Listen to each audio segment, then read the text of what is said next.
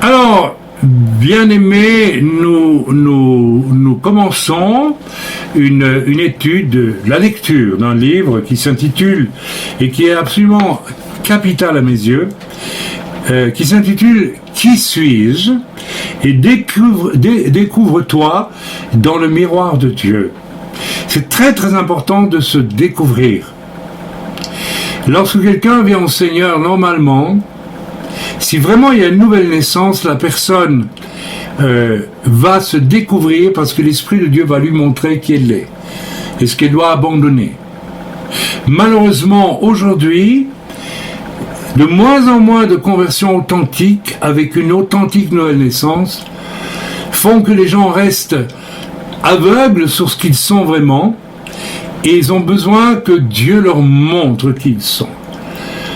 Et beaucoup de gens naissent de nouveau aujourd'hui, petit morceau par petit morceau, et ce n'est pas une bonne chose. Parce qu'à un moment donné, ils devront vraiment naître de nouveau complètement. Alors je suis tombé sur façon de parler, sur ce livre de Derek Prince, qui est un auteur avec lequel je suis en accord total, sauf sur un livre qu'il a écrit sur le remariage, avec lequel je ne suis pas d'accord. Et je pourrais vous dire pourquoi, mais je ne veux pas faire ici une polémique. J'ai un immense respect pour Derek Prince, mais c'est un homme. Et sur le sujet du mariage, j'estime qu'il s'est trompé. Du remariage, des divorcés. Enfin bref, on passe. Je vais rester sur ce qui est ultra positif et je vous recommande d'ailleurs, si vous en avez les moyens, je crois que ça devrait vous faire dépenser 100 €, mais de commander tous les livres de Derek Prince et de les lire. C'est des trésors au lieu d'aller sur des sites. Et écoutez, parfois n'importe quoi, je le vois dans les questions qui me viennent, ça y est, on est allé chercher du grand n'importe quoi et on se trompe. Mais ça, Derek Prince, allez, sauf pour le remariage, tout le reste, lisez-le et relisez-le d'abondance. Allez-y, soyez sages, soyez intelligents. Chapitre premier, découvrez-vous dans le miroir de Dieu. Tu guettes, hein? Voici le premier enseignement d'une série de 4 chapitres dont le thème est « Qui suis-je ?» C'est donc une étude de Derek Prince que je recommande très chaudement dans toutes les études bibliques qu'il a faites, sauf, je suis obligé de le dire, c'est en conscience, l'étude qu'il a faite sur le remariage du divorcé, où je n'ai jamais été d'accord avec ce qu'il dit. Derek Prince était un homme de Dieu magnifique, mais c'était un homme, moi aussi, je suis un homme de Dieu, mais pas aussi magnifique que lui, sans doute, mais je peux aussi me tromper. Donc nous devons le signaler. Mais ceci n'a pas un but polémique. Le sous-titre de ce message, qui dit « Qui suis-je ?» donne une idée de l'endroit où nous nous trouverons, une réponse. Découvrez-vous dans le miroir de Dieu. Cet enseignement a donc pour objectif de vous présenter un miroir.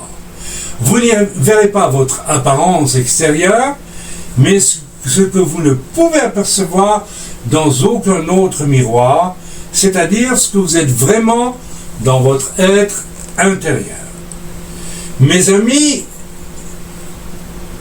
il faut que Dieu puisse nous présenter un miroir où il nous révèle ce que nous sommes vraiment au fond de nous-mêmes.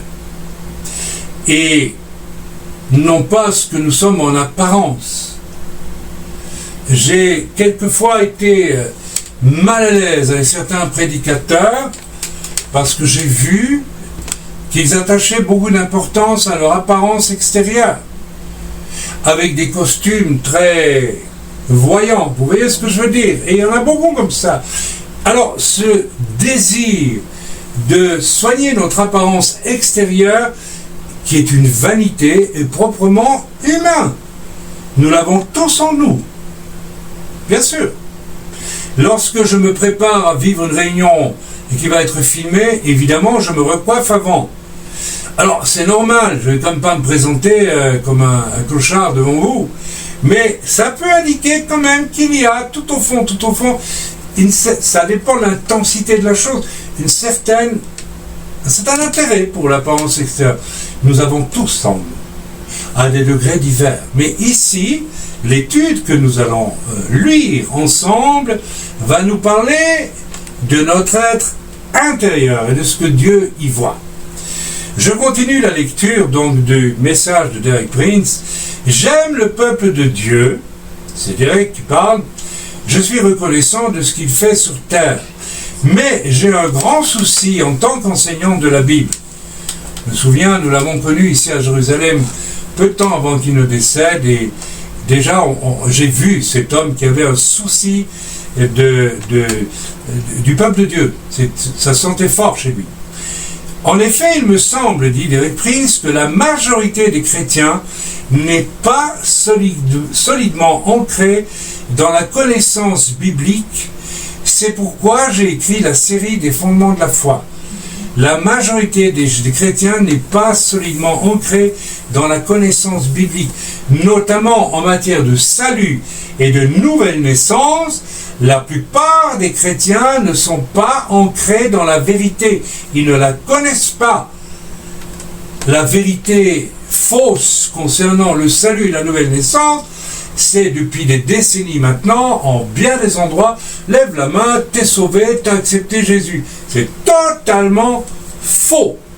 Je ne vais pas venir maintenant sur ce que je vous ai déjà annoncé 100 fois, sur la nécessité de naître de nouveau, parce que Derek Prince va nous en parler très bien dans son livre. Il va confirmer, béni soit l'Éternel, ce que j'ai essayé de vous faire passer depuis très très longtemps. Ça va? Oui. Ok.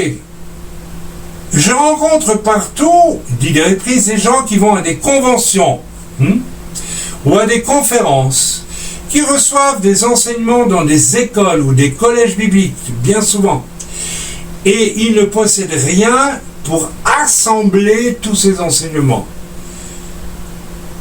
Dieu m'a parlé par une image. Imaginez une personne ayant acheté un terrain pour y construire une maison et qui rassemble tous les matériaux nécessaires, mais elle ne pose jamais les fondations. Ou bien, si elle le fait, ne monte jamais le mur porteur. En conséquence, elle ne peut pas faire grand-chose de tous ces matériaux. Elle va à une nouvelle convention et à son retour dit à un ami, « Regarde cette merveilleuse baignoire de marbre que je viens d'acquérir. J'ai été écouter un serviteur de Dieu qui m'a apporté des choses magnifiques. » Alors, voyez, et puis il revient à la convention et dit à ses amis, « Regarde cette belle baignoire, ou bien ce beau lustre, ou bien cette belle cheminée, ou bien cette belle porte. Mais c'est pas la maison, il n'y a pas les fondements. N'est-elle pas magnifique? » Et effectivement, elle est belle.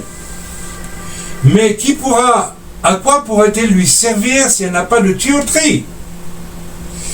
Ou encore, cette personne revient et dit, regarde un peu cette magnifique porte d'entrée en chêne massif. Mais elle ne peut rien faire d'une porte si elle n'a pas de mur préparé pour l'y placer. Partout où je vais et dans tout ce que je fais, ce que je cherche tout d'abord à faire en premier, attention, écoutez bien, vous allez retrouver mes messages là aussi. Donc pour moi, c'est un bon test que de lire ça. Voilà. C'est à établir un fondement simple, pratique, pas une théologie compliquée, donc un fondement simple sur lequel les gens peuvent alors bâtir les merveilleuses vérités qu'ils ont déjà glanées ou qu'ils glaneront par la suite. J'espère que ce sera vrai de ce que je vais vous enseigner ici. On est dans l'introduction. Revenons à notre thème. J'espère que vous avez compris.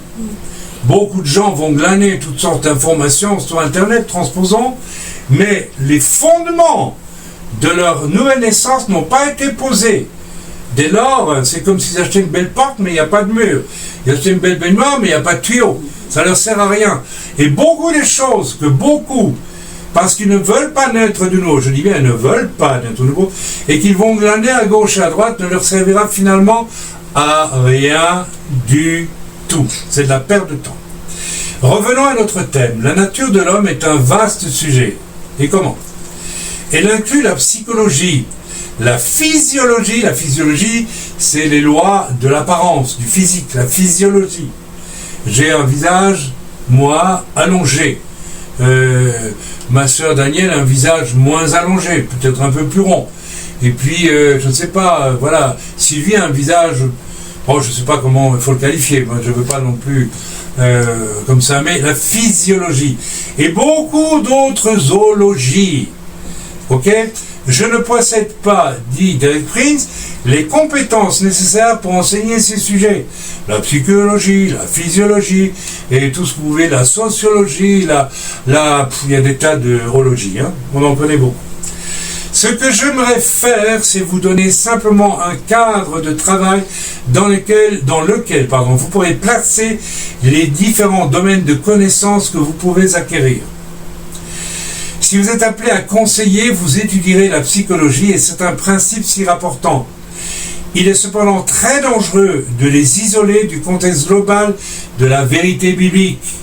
En d'autres termes, si vous voulez faire de la relation d'aide avec les gens, vous aurez besoin de psychologie, mais pas de psychologie selon les lois de la psychologie du monde, mais selon une psychologie irriguée par l'Esprit de Dieu à travers des dons spirituels comme la parole de connaissance, le discernement des esprits, etc. Lorsque j'écoute les gens, je dois faire preuve de psychologie. J'ai écouté une sœur récemment qui parlait, une dame, une femme, et je me rendais compte que la conversation pédalait dans la choucroute. On n'allait nulle part. Alors j'étais très fatigué, ça m'a aidé, et donc je me suis tu et je l'ai écouté. Et en l'écoutant, j'ai mis le doigt sur un drame de sa vie, dont elle ne savait pas qu'il déterminait tout son problème de comportement. Donc j'ai agi en psychologue, si vous voulez, mais soumis à l'Esprit de Dieu. J'ai pas pris un livre de psychologie, voilà, tu souffres de ça, tu souffres de ça, non. Je l'ai écouté, l'Esprit de Dieu m'a montré où était sa souffrance, son problème. Ce qu'il a bloqué dans une nouvelle naissance pour le Seigneur. C'est le contraire d'impartial. Tantôt, dans la réunion, on a eu quelque chose de partial, n'est pas juste. Ça va très vite, n'est-ce pas? Ou de se trouver incapable d'aider les autres, car en dernier ressort, ce dont les gens ont besoin, c'est de la vérité de la parole de Dieu. Si je manque de sagesse, et l'Écriture demande de la sagesse. Si je vais trop vite pour m'exprimer et que je risque de blesser autrui, il y a quelque chose de la vérité de la parole de Dieu qui n'est pas rentré en moi. Donc la Bible dit, recherchez la sagesse. Si vous manquez de sagesse, recherchez-la. Alors ça ne veut pas dire que Dieu va vous la donner comme ça. Vous devez l'Écriture dit rechercher. Donc vous devez commencer à rechercher la sagesse. Pour beaucoup de gens, ils vivent dans une espèce de Disneyland, de charismatique, ou bien, Dieu va tout faire, moi j'attends. Non. Si vous manquez de sagesse, demandez à Dieu, ça veut dire aussi rechercher la sagesse, désirez l'obtenir. Si vous ne désirez pas obtenir les choses que vous demandez à Dieu, vous ne les aurez jamais. Et c'est le problème de beaucoup de gens qui prient comme ça, mais qui ne désirent pas vraiment. Désirer ce que l'on demande à Dieu, c'est déjà avoir la foi. Puisque la foi est une ferme assurance des choses qu'on espère, qu'on demande. Si je demande à Dieu, Seigneur, guéris-moi, mais que je ne le désire pas profondément, Dieu ne va pas me guérir. C'est clair. C'est très simple. On continue. Rien d'autre, à part la parole de Dieu, n'est vraiment pleinement suffisant. Ayant dit cela, j'espère que vous comprendrez l'orientation que je désire donner à cet enseignement. C'est donc toujours bien Derek Prince qui parle. J'aimerais maintenant justifier l'utilisation du terme miroir en lisant Jacques 1, 22 à 25. Alors lisez-le dans vos Bibles, s'il vous plaît, parce qu'il le cite et nous n'allons pas le lire, mais prenez votre Bible et lisez-le. Jacques, peut-être quelqu'un ici peut le lire pour moi, si vous voulez bien, ou m'apporter ma Bible, je n'ai pas sous la main. Jacques exprime ce que vous pouvez attendre de l'action de la parole en vous, sachant qu'elle est en effet comme un miroir, Quelqu'un peut-il m'apporter Jacques 1, 22 à 25 s'il vous plaît? Quelqu'un peut-il me donner sa Bible? Oui. Voilà. C'est pas au bon endroit. Allez. Merci. Ok. Jacques 1, 22 à 25. On est dans Hébreu là. Okay. Allez, cherchez-moi. La parole.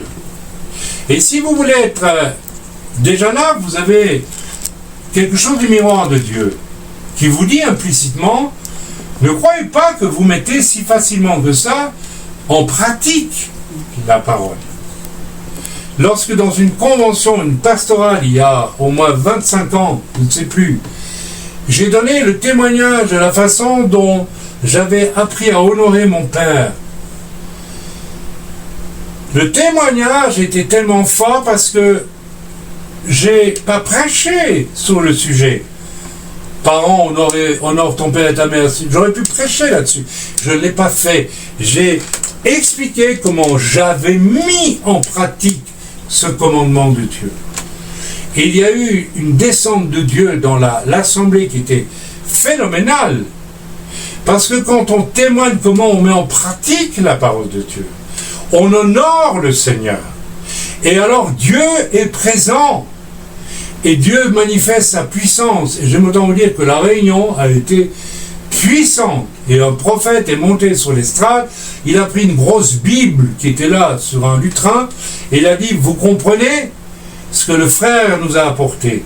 Il n'a pas prêché sur ce verset de la parole dans l'épître aux Éphésiens. Il a dit comment il l'a vécu. Et du coup, plein de personnes se sont mises à crier, à pleurer et à être convaincues de péché.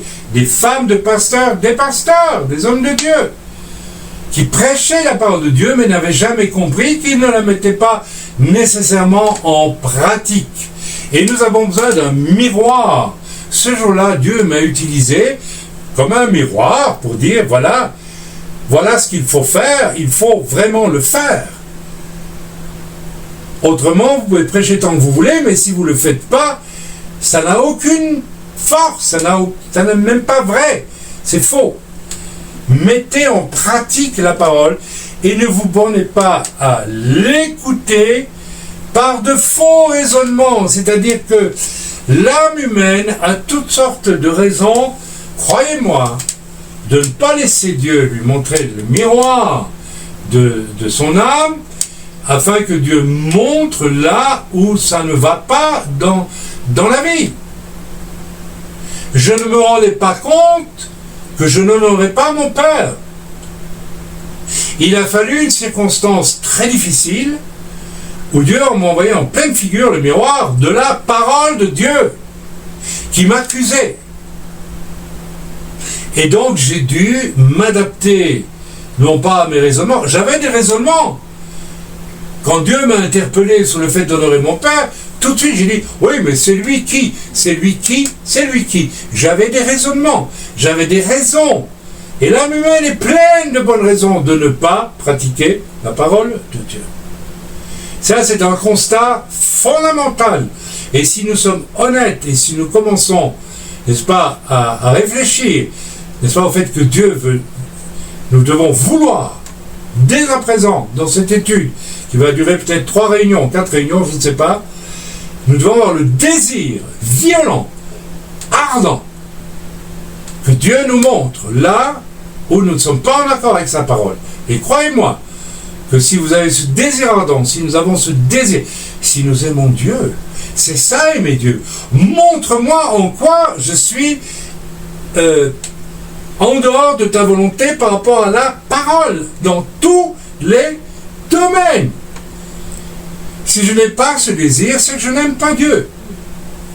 Si j'aime ma femme, j'accepte vraiment que Dieu et ma femme puissent être mon miroir et me dire ce qui ne va pas dans mon comportement avec ma femme.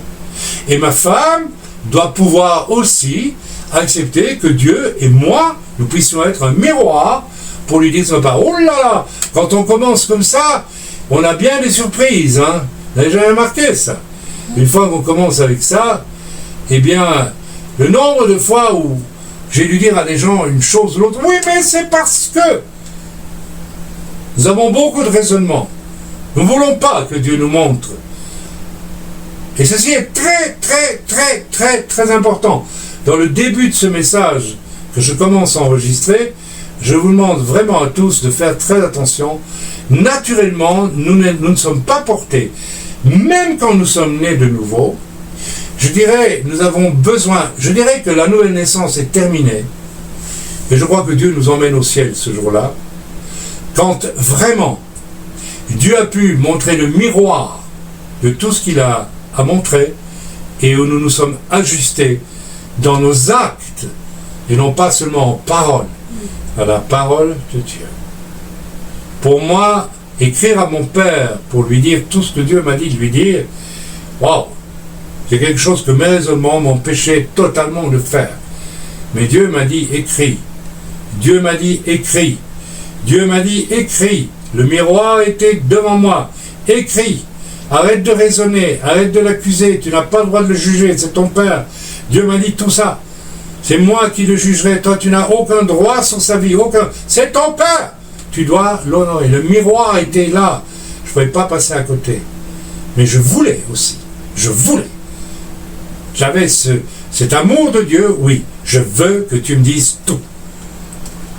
Et parfois, Dieu nous dit tout et parce que c'est très fort en nous. Verset 23. Car si quelqu'un écoute la parole et ne la met pas en pratique, il est semblable à un homme qui regarde dans un miroir son visage naturel, quelqu'un qui se regarde dans un miroir, et qui, après avoir s'être regardé, s'en va et oublie aussitôt comment il était. Donc, c'est marrant qu'il parle de miroir ici. Voilà, si quelqu'un écoute la parole et ne la met pas en pratique, il est comme quelqu'un qui se regarde dans un miroir et puis qui oublie comment il était. Donc, tu lis la parole et puis tu l'oublies. Tchac! Parce qu'elle n'est pas rentrée avec le miroir de Dieu pour te montrer là où tu dois changer quelque chose. Amen, on continue. Ça devient intéressant, hein, vous avez remarqué. Non, ça ne vous intéresse pas? Mais déjà là, ça vous pose une question, implicitement. Est-ce que vous m'aimez? Est-ce que vous aimez Dieu? Vous êtes prêts à ce que je vous dise tout ce qui ne va pas dans vous? Vous êtes vraiment d'accord? Vous voulez? Vous le décidez maintenant? Il y a des tas de gens qui ne le veulent pas, qui n'en ont pas envie. Ils veulent venir à l'église, ils veulent profiter de tout ce que Dieu peut leur donner, mais non, le miroir, tu gardes ça pour toi. Hein? Voilà. Notre Père qui est aux cieux, restez-y, nous sommes sur la terre et nous sommes bien. Oui, c'est une moquerie, mais c'est la prière de pas mal de faux chrétiens qui ne sont pas nés de nouveau. Donc, voilà. Voilà. Donc, Jacques exprime ce que vous pouvez attendre de l'action de la parole en vous, sachant qu'elle est en effet comme un miroir.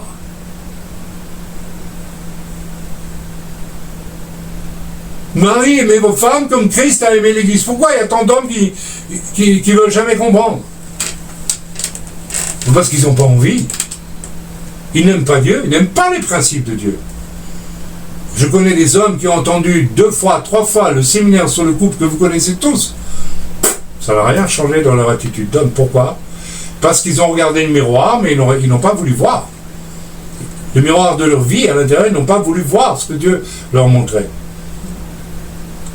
Et combien de femmes, lorsqu'elles entendent la parole de Dieu, ou qu'elles la lisent, femmes, soyez soumises à vos maris, bon, tout de suite, elles ont des raisonnements. Hein. Ah non, tu ne te rends pas compte. La Bible ne dit pas. La Bible te dit, soyez soumises à vos maris. Point, barre, c'est tout. Alors déjà rien qu'en disant ça, j'ai les 3/4 de la chrétienté contre moi ce soir. Ça, c'est à peu près sûr. Mais moi, je vous dis une chose, mes soeurs. Si vous n'acceptez pas le miroir de Dieu qui vous montre que tu n'es pas du tout soumise à ton mari, malgré tous les raisonnements que tu peux avoir, tu n'es pas soumise à lui. La parole de Dieu glisse comme sur les plumes d'un canard sur toi. Et généralement, si tu deviens biblique, toi, alors que ton mari est peut-être insupportable et tout ce que tu veux, il viendra se convertir un jour ou l'autre parce qu'il y a une puissance de Dieu sur toi lorsque toi, tu obéis à la parole de Dieu. Tu ne te contentes pas de la lire, mais tu y obéis, tu agis. Celui qui agit la parole de Dieu amène une puissance, la présence de Dieu sur sa vie. Vous voulez le secret d'avoir l'onction, la présence de Dieu sur vos vies? Pratiquez la parole de Dieu. Arrêtez de la lire, d'écouter des tonnes d'enseignements, mais vivez-la, pratiquez-la, mangez-la. Ne l'abandonnez pas que vous ne l'ayez pratiquée. Il y a des tas de domaines, si vous voulez, d'autres Bibles. La parole de Dieu est très claire. Ne vous hâtez pas pour parler en mal. Vous chassez la présence de Dieu de votre vie et vous faites du tort à une personne. Pratiquez la parole. Même si vous entendez du bien, du mal contre quelqu'un, a priori, ne le croyez pas. Soyez prudents, soyez sages, enfin bref. Il dit aussi, donc Jacques, qu'il vaut mieux l'utiliser à bon escient, la parole de Dieu. Il explique que si vous avez un miroir ordinaire et que vous regardez dedans, vous voyez à quoi vous ressemblez. Quand vous découvrez un visage sale, des cheveux en bataille, et des vêtements tachés, vous pouvez choisir de ne rien faire et de sortir en oubliant ce que vous avez vu dans le miroir. Et très souvent, c'est ce qui se passe. Nous lisons la parole de Dieu, c'est notre miroir, on ne change rien, et puis on sort dans la rue avec le vêtement taché, on n'est pas rasé. Bon, vous comprenez, c'est une métaphore. Mais c'est la même chose. Comment se fait-il que moi, en tant que serviteur de Dieu, je peux voir parfois, et pas si rarement que ça, sur le visage de certains chrétiens qui ne sont pas propres, intérieurement. Ils sont regardés dans le miroir de la parole, mais ils n'ont pas vu, n'ont pas voulu voir. La parole les remonte. Alors, est-ce que la parole est là pour nous accuser? Non, elle est là pour nous délivrer de ce qui est en nous qui ne convient pas à Dieu. Dieu est bon. C'est encore un effet de la bonté de Dieu. Voilà, on continue. Et il ajoute que c'est ce que nous faisons quand nous nous contemplons dans le miroir de la parole. Nous n'y voyons pas notre aspect extérieur, mais ce qui n'est révélé nulle part ailleurs, c'est-à-dire notre nature intérieure. Notre intérieur. Et ça, c'est fort. Je me rappelle avoir dit un jour à mon papa, qui a été très troublé, « Papa, qui peut connaître le secret d'une âme ?» Et alors là, il m'a regardé, il m'a dit, alors là, tu m'en sors une drôle. Effectivement, moi, je peux pas. Dieu peut. La parole de Dieu connaîtra le secret de votre cœur. Et elle peut vous affranchir de ce qu'il y a de pire en vous, que vous ignorez même parfois.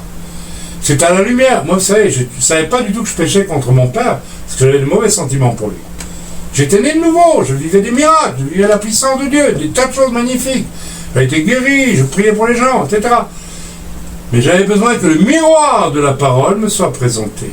Et mes amis, nous devons décider ce soir, chacun d'entre nous, Seigneur, présente-moi le miroir de ta parole chaque fois que ça va être utile dans les prochains jours, les prochaines semaines. Si vous le demandez à Dieu, vous le verrez se faire. Nous allons prendre ces décisions ce soir, nous qui écoutons ce message, et je vous invite à prier avec moi.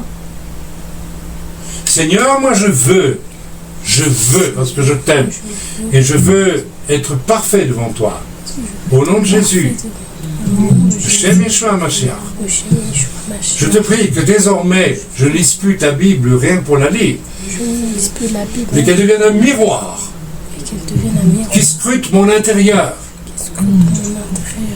afin que, non pas tu me condamnes, mais tu me débarrasses. Parce que je vais poser des actes qui vont contrarier les choses désagréables, mauvaises, qui sont en moi et qui ne te conviennent pas. Faites cette prière maintenant au nom de Jésus. Amen. Acceptez cela.